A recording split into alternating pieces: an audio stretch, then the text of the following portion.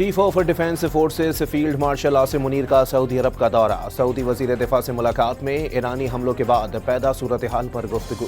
ISPR کے مطابق strategic دفاعی معاہدے کے تحت مشترکہ اقدامات پر گفتگو کی گئی۔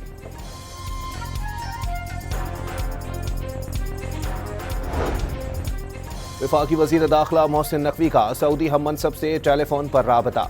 خطے کی تازہ صورتحال پر غور کیا گیا۔ محسن نقوی نے سعودی عرب کے ساتھ مکمل یکجہتی کا اظہار کیا۔ سعودی مملکت کی سلامتی اور استحکام کے لیے پاکستان کی حمایت کا اعادہ۔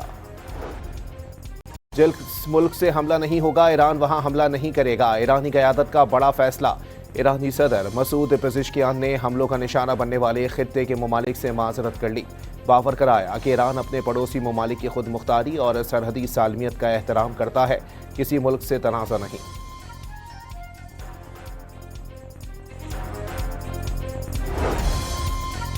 امریکہ اور اسرائیل کی ایران کے خلاف وحشیانہ جارحیت کا سلسلہ۔ مہرآباد ایئرپورٹ اور آزادی ٹاور کے قریب رہائشی عمارت پر شدید بمباری۔ نیتنز پر بھی میزائل داغ دیے۔ صہیونی حکام کی فورڈو کی ایٹمی تنصیبات اور قم میں انڈسٹریل ایریا پر بھی حملوں کی دھمکی۔ سینٹ کام کا 43 بحری جہازوں سمیت 3000 سے زائد اہداف کو نشانہ بنانے کا دعویٰ۔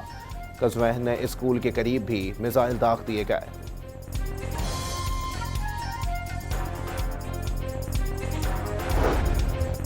ایران کی امریکی اور اسرائیلی جارحیت کے جواب میں حملوں کی 24ویں لہر۔ ایرانی حملوں کے خوف، میزائلوں کی گھن گرج اور سائرن کی آوازوں سے اسرائیلی شہریوں کا جینا حرام ہو گیا۔ تل ابیب میں ایرانی میزائلوں نے تباہی مچا دی۔ اسرائیلی شہری چیختے چلاتے بھاگنے لگے۔ ایران نے بغداد میں امریکی وکٹوریا بیس اور ریڈار سسٹم، جبکہ بصرہ میں امریکی آئل کمپنی کے ہیڈ کوارٹرز پر بھی میزائل داغ دیے۔ دبئی ایئرپورٹ کے قریب بھی دھماکہ۔ اردن میں امریکی دفاعی سسٹم ٹھارڈ بھی ناکارہ کر دیا گیا۔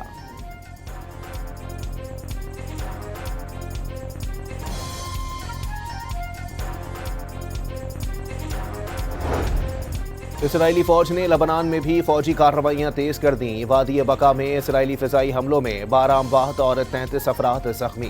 حزب اللہ نے اسرائیلی ہیلی کاپٹر مار گرانے کا دعویٰ کر دیا۔ جھڑپوں میں اسرائیلی وزیر خزانہ کے بیٹے سمیت کئی فوجی زخمی۔ صہیونی فضائیہ کی یونائیٹڈ نیشن انٹرنیشنل فورس کے دفتر پر بھی حملہ۔ صہیونی جارحیت کے باعث لبنان میں 5 لاکھ افراد بے گھر ہو گئے۔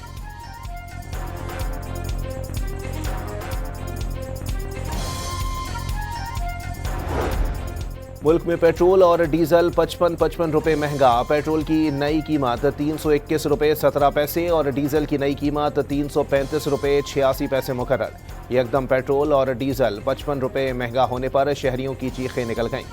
شہریوں کو دیگر اشیاء ضروریہ کی قیمتیں بڑھنے کے خدشے نے آ گھیرا۔ حکام سے فوری ریلیف کا مطالبہ۔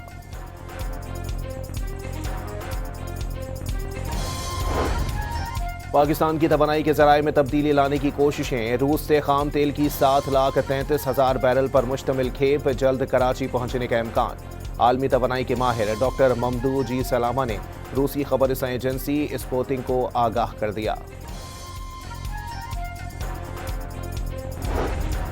مشرق وسطی میں کشیدہ صورتحال کے باعث ملک میں 122 پروازیں منسوخ۔ 8 روز کے دوران منسوخ پروازوں کی تعداد 936 ہو گئی۔ سیکیورٹی فورسز کی بلوچستان میں 2 کارروائیوں کے دوران فتنۃ الخوارج اور فتنۃ الہندوستان کے 15 دہشت گرد ہلاک۔ اسلحہ اور بارود برآمد۔ راولپنڈی کی ADC میں GHQ حملہ کیس کی سماعت۔ عدالت نے 47 اشتہاری مجرمان کو 10 سال قید اور 5 لاکھ روپے جرمانے کی سزا سنا دی۔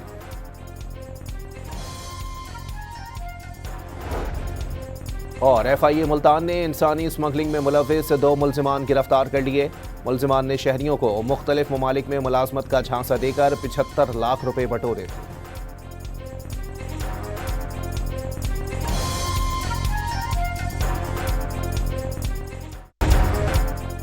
Chief of defence forces field marshal Asim Munir کا سعودی عرب کا دورہ۔ سعودی وزیر دفاع سے ملاقات میں ایرانی حملوں کے بعد پیدا صورتحال پر گفتگو۔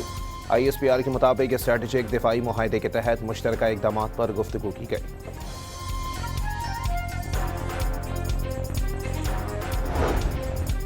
وفاقی وزیر داخلہ محسن نقوی کا سعودی ہم منصب سے ٹیلی فون پر رابطہ۔ خطے کی تازہ صورتحال پر غور کیا گیا۔ محسن نقوی نے سعودی عرب کے ساتھ مکمل یکجہتی کا اظہار کیا۔ سعودی مملکت کی سلامتی اور استحکام کے لیے پاکستان کی حمایت کا اعادہ۔ جس ملک سے حملہ نہیں ہوگا ایران وہاں حملہ نہیں کرے گا، ایرانی قیادت کا بڑا فیصلہ۔ ایرانی صدر مسعود پزشکیان نے حملوں کا نشانہ بننے والے خطے کے ممالک سے معذرت کر لی۔ باور کرایا کہ ایران اپنے پڑوسی ممالک کی خود مختاری اور سرحدی سالمیت کا احترام کرتا ہے، کسی ملک سے تنازع نہیں۔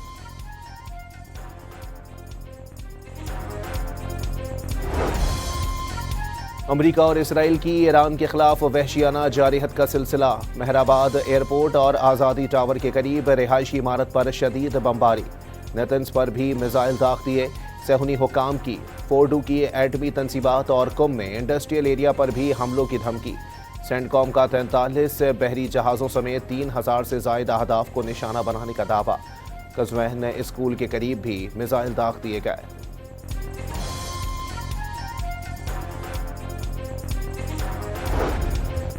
ایران کی امریکی اور اسرائیلی جارحیت کے جواب میں حملوں کی 24ویں لہر۔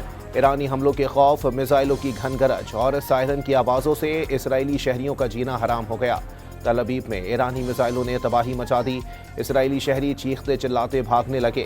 ایران نے بغداد میں امریکی وکٹوریا بیس اور ریڈار سسٹم، جبکہ بصرہ میں امریکی آئل کمپنی کے ہیڈ کوارٹرز پر بھی میزائل داغ دیے۔ دبئی ایئرپورٹ کے قریب بھی دھماکہ، اردن میں امریکی دفاعی سسٹم ٹھارڈ بھی ناکارہ کر دیا گیا۔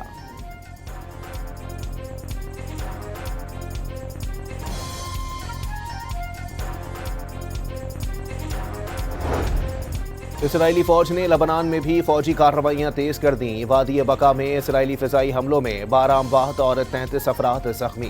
حزب اللہ نے اسرائیلی ہیلی کاپٹر مار گرانے کا دعویٰ کر دیا۔ جھڑپوں میں اسرائیلی وزیر خزانہ کے بیٹے سمیت کئی فوجی زخمی۔ صہیونی فضائیہ کی یونائیٹڈ نیشن انٹرنیشنل فورس کے دفتر پر بھی حملہ۔ صہیونی جارحیت کے باعث لبنان میں 5 لاکھ افراد بے گھر ہو گئے۔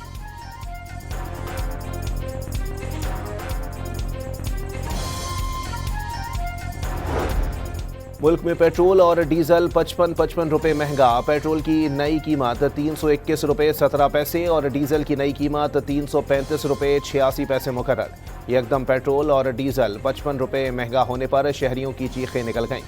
شہریوں کو دیگر اشیاء ضروریہ کی قیمتیں بڑھنے کے خدشے نے آ گھیرا، حکام سے فوری ریلیف کا مطالبہ۔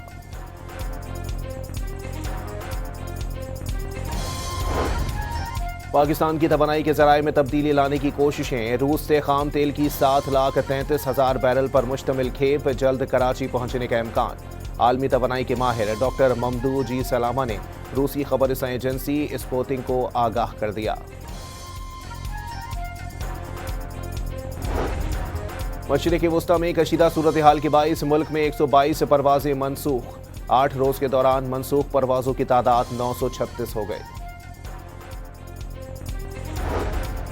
سیکیورٹی فورسز کی بلوچستان میں 2 کارروائیوں کے دوران فتنۃ الخوارج اور فتنۃ الہندوستان کے 15 دہشت گرد ہلاک، اسلحہ اور بارود برآمد۔ راولپنڈی کی ATC میں GHQ حملہ کیس کی سماعت۔ عدالت نے 47 اشتہاری مجرمان کو 10 سال قید اور 5 لاکھ روپے جرمانے کی سزا سنا دی۔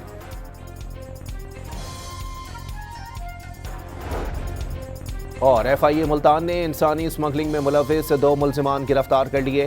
ملزمان نے شہریوں کو مختلف ممالک میں ملازمت کا جھانسا دے کر 75 لاکھ روپے بٹورے تھے۔